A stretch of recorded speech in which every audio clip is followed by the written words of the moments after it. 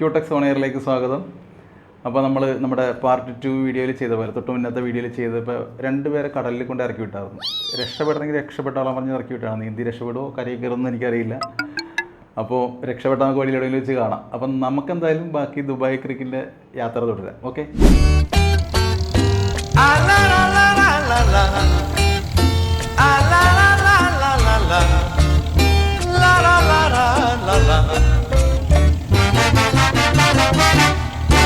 Corazón de araña negra que no siente compasión, en tinieblas me dejó y de mis penas se alegra.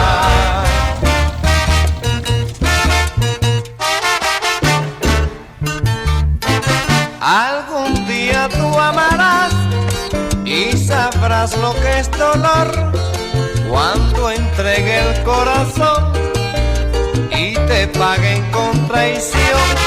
Corazón de araña negra que no siente compasión, en tinieblas me dejó y de mis penas se alegra.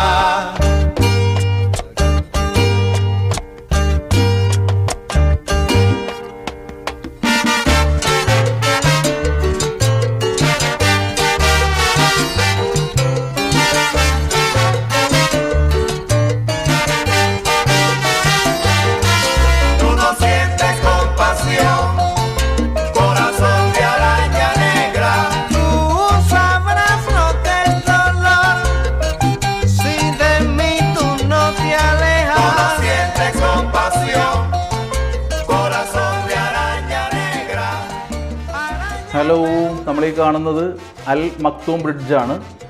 ഇത് നമ്മുടെ നാട്ടിലെ പോലെ എല്ലാ വർഷവും പൊളിച്ച് പണിയുന്ന പാലമൊന്നുമല്ല, പണിതാണ്. നല്ല സ്ട്രോങ് പാലമാണ്. നമ്മളീ കാണുന്ന ബിൽഡിംഗ് എല്ലാം ഫ്ലോട്ടിംഗ് ആണെന്നാണ് പറയണത്. ഇതിൻ്റെ ജെന്യൂനിറ്റി അറിയില്ല. അത് അങ്ങനെ ഒരു ബിൽഡിംഗ് ആണെന്നാണ് പറയണത്. ഫ്ലോട്ടിംഗ് ബിൽഡിംഗ് എന്നാണ് പറയണത്. ഓക്കെ.